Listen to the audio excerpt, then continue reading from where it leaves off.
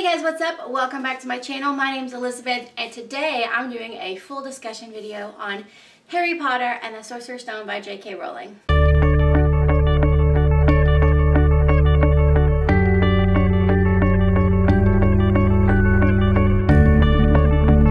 So in case you couldn't tell, I'm already decorated for Christmas because I'm so excited about it.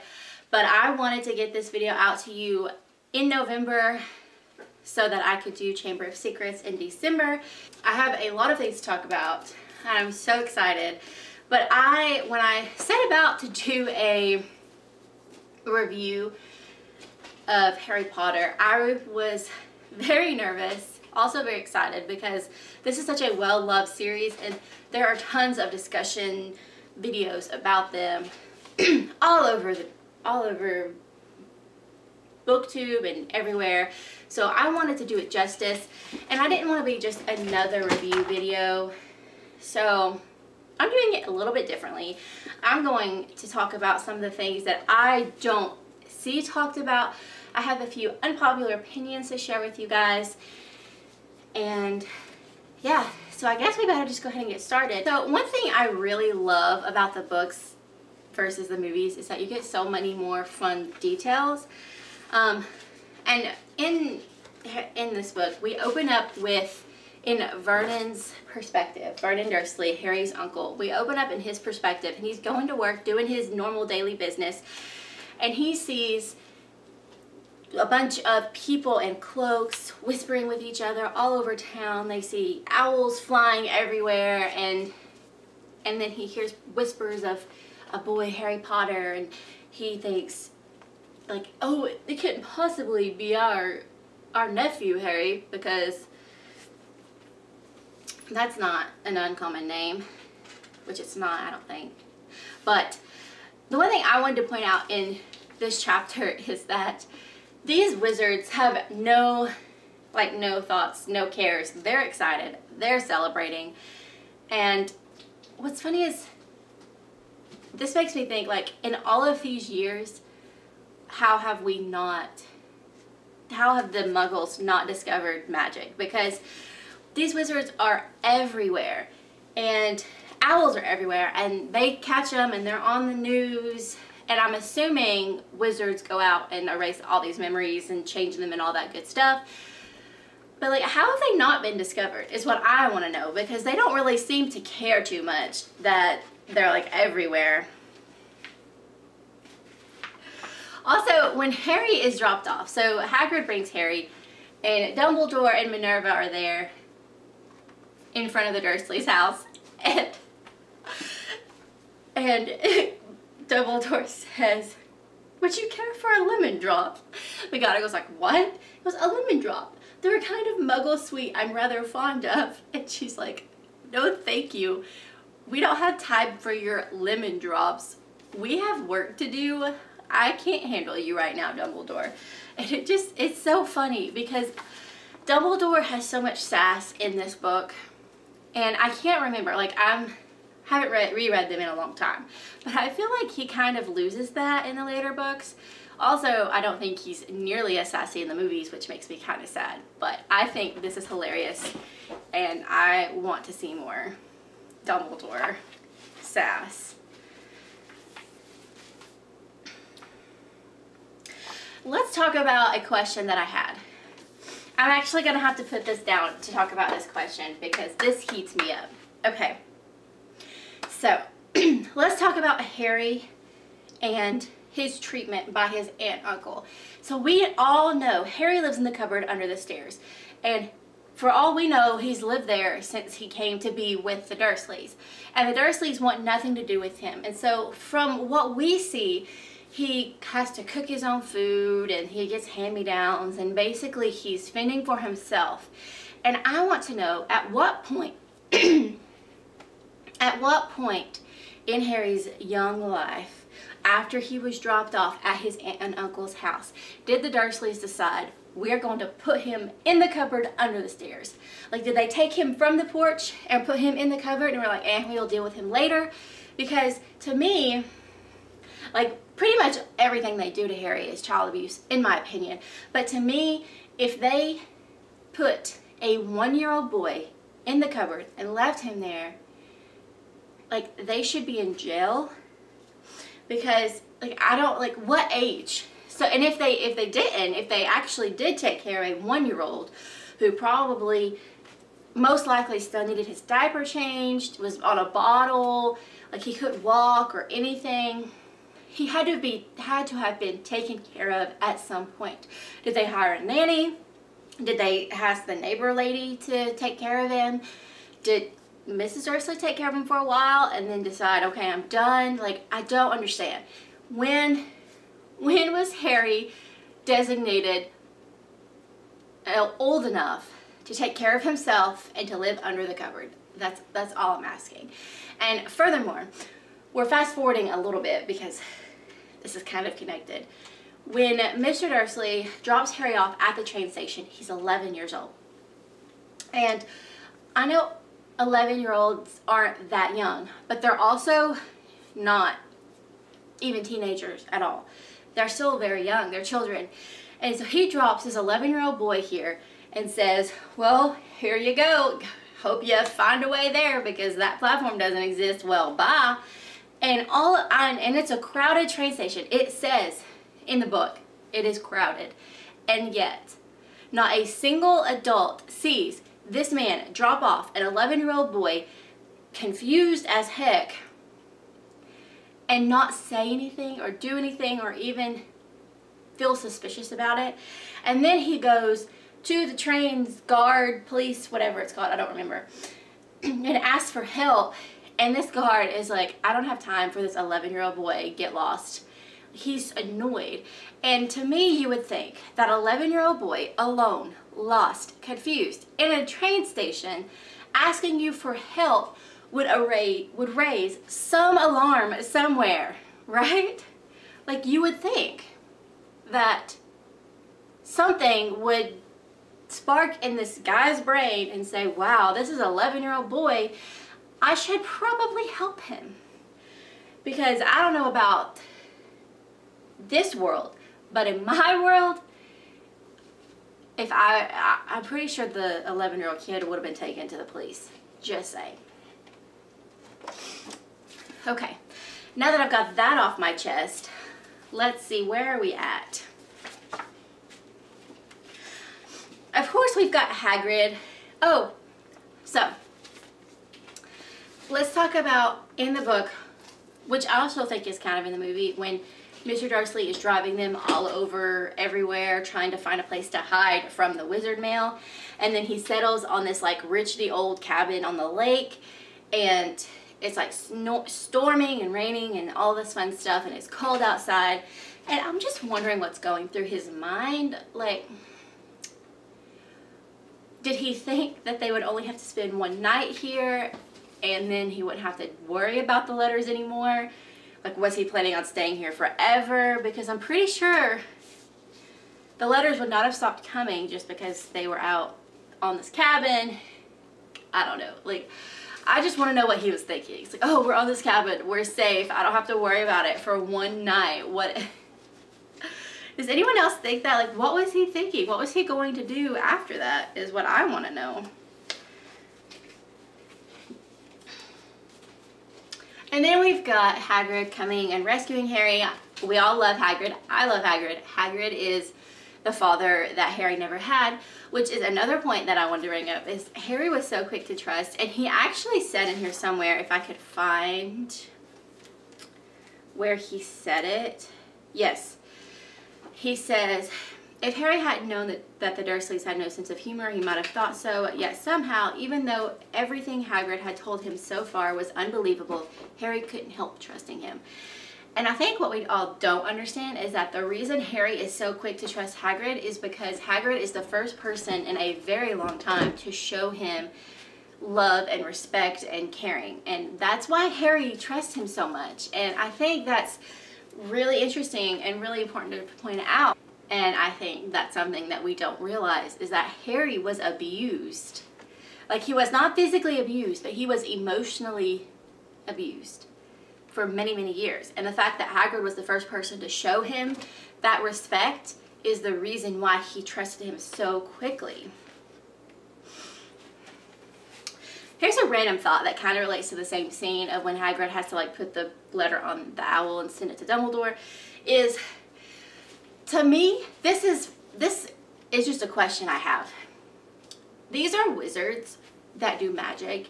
You would think that they would be more advanced than us, like they would be able to create more things than we can, which they can. But why have they not advanced to electricity is all I want to know. Is why have they not, like, are they so shut off from muggles that they don't use electricity? But if so, then, like, why are they, like, in the muggle world? Like, to me, the only reason they wouldn't have electricity is if their world is completely secluded and they never venture out. But obviously, from the first chapter, we know that they do venture out, and to me, they should know about electricity and how it works, and they should also know about basketball, which is a point I make way at the end when, I forgot who it was. One of them talks about basketball, and he's like, what's basketball? Okay, like I would get that muggles wouldn't know about Quidditch because they purposefully hide their, purposefully hide their world from us. But I don't understand why they wouldn't know about basketball, because basketball is huge. Pretty much all sports in the muggle world are huge. We don't hide them, we announce them and promote them and everything. So, to me, wizards would know about basketball. Just saying.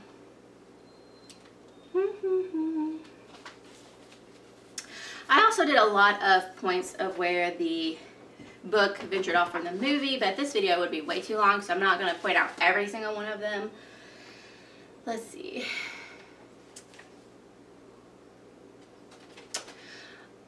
Let's talk about another unpopular opinion, Draco. I love Draco, and he is a jerk to Harry. He's a jerk to everyone, but I love Draco, and in my opinion, he is the result of his parenting.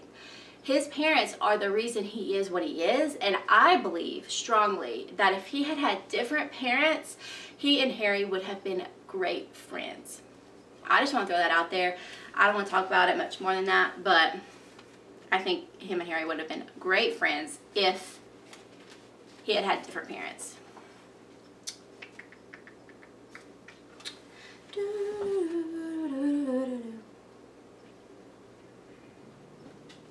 We're at the train station, the one I talked about earlier. I'm going through my list of things that were different here. Okay. Oh, another question I have. Like, I'm trying, this isn't really discussing, this is discussing all my opinions. But another question I have is Voldemort and his name. They all call him He Who Must Not Be Named. But they never explain why they are afraid of his name. Like, it makes sense that they're afraid of him, but it never says why they don't say his name. And Dumbledore makes a good point. It's like fear of the name increases the fear of the thing itself.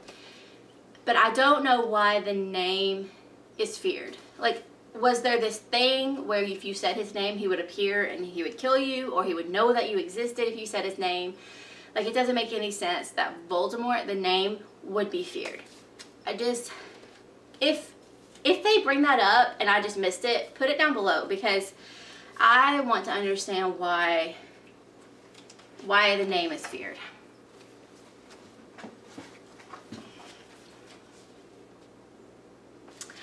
Alright, we've got another rant happening. This one is about Neville. So we're eating food. I'm pretty sure this is right after the sorting. Yeah, during the sorting ceremony, right after they're eating their food, and Neville tells how he found out he was a wizard. I'm just going to read this little passage to you. My great uncle Algy kept trying to catch me off my guard and force some magic out of me. He pushed me off of the end of Blackpool Pier once. I nearly drowned, but nothing happened until I was 8. Great Uncle Algy came round for dinner, and he was hanging me out of an upstairs window by my ankles when my great auntie Enid offered him a meringue and he accidentally let go. But I bounced all the way down the garden and into the road. They were all really pleased. Gran was crying. She was so happy. And you should have seen their faces when I got in here. They thought I might not be magic enough to come, you see. But great Uncle Algie was so pleased he bought me my toad. That is abuse. That is pure child abuse. And it irritates me because not a single person in here questions or gives him a worried look or anything. His uncle is throwing him off of a pier and hanging him out of a window and dropping him out of a window. And it really bothers me that this is never brought up again. It's never brought up that Neville was abused, and his aunt, or his gran, was so happy that his uncle dropped him out of a window to discover he was a wizard. It bothers me on a very deep level, and I wish someone would have talked about it, is all I've got to say. Let's talk about the Hogwarts song. This song is weird. And what's funny is, like all of the other professors are like, oh, not the song. It's so weird. It's so funny. Okay. Oh, let's go. Here, where am I at? Okay. Another question I have is why the professors think that these students, it's their first time in Hogwarts, a castle that is confusing to begin with, and yet like the passageways change, doors disappear and reappear. They don't give them a map, and yet they get mad when they are late to class because they got lost. And to me, that just cracks me up. Like, you would think they would have like a mentor or something to show them the way. I know that they have the prefect, but that's one prefect for hundreds of students. So to me, like, they should have something more. Oh, a question I had. This is a good question. So we all saw how confused Harry was at the train station on how to get to the platform. We also know that he had no idea how to get his stuff for school. But but there are people that have Muggle parents that have never entered this magical world that go to Hogwarts. And how did they get to Hogwarts? Does Hagrid go to each student and talk to them, or do they all have like their own personal, like Hagrid, someone that goes and shows them the works? Does the letter have more detail when it goes to them? I don't know.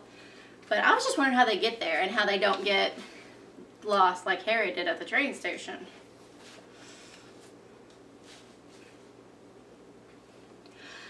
This is, to me, this is an unpopular opinion just because I don't hear people talking about it, but I don't know if it's like completely unpopular, is that in this book especially, Hermione is treated like dirt by Ron especially. Harry doesn't really attribute to it, but he doesn't like stop Ron from doing it, and it irritates me. And it's mainly because it's not just Hermione. Like, Hermione is treated like dirt, like I said, in this book by them, but mostly like smart girls in general are treated badly. Like,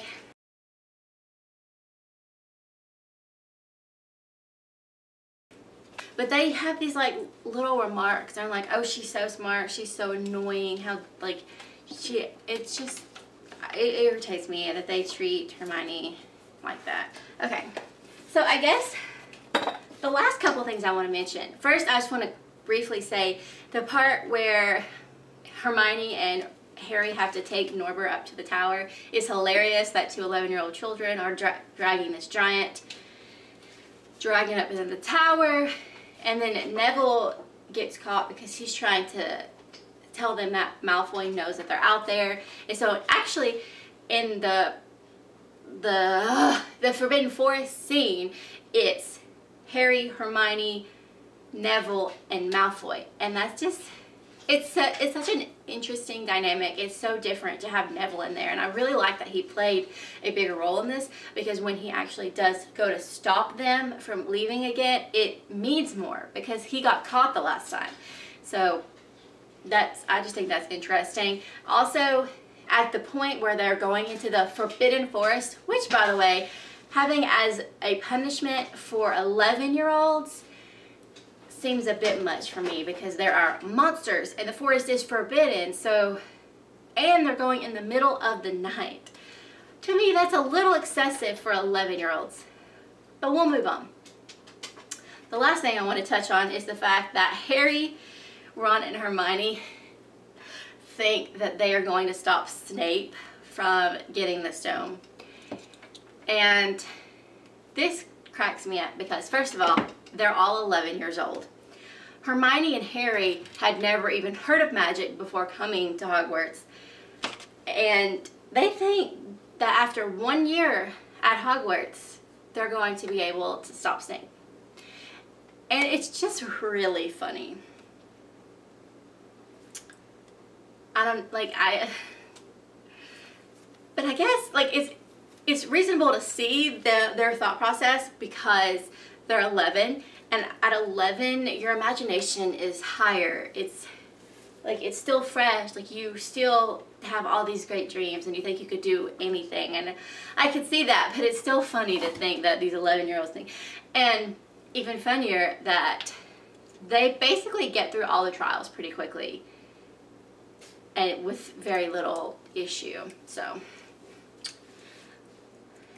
that's exciting. I also love that in the trials, Ron and Hermione got their own shining moments, because, you know, it's all about Harry, so them having a shining moment is kind of exciting too. But anyway, I love Harry Potter, and I know this video sounded kind of like I didn't enjoy it, but I did enjoy it. I loved rereading this. I love my experience of annotating it. I just wanted something different. I wanted to talk about some questions I had, some unpopular opinions, some things that I haven't heard other people talk about in their videos. But if there is anything that you thought of or that you don't think people talk about enough in this book, you should let me know in the comments below. You should let me know if you like this style of discussion, or if you would rather have the normal, like, review, exciting things, what I thought, that kind of stuff. Let me know, because I can definitely switch it up for the next book. And yeah, but I'm super excited to continue on with Chamber of Secrets. I hope to do one a month, like I said, so the next one should come out in December, if all goes well. If you like this video, please give it a thumbs up. If you want to see more videos like this from me in the future, hit subscribe, or that little bell icon if you want to be notified whenever I post a new video.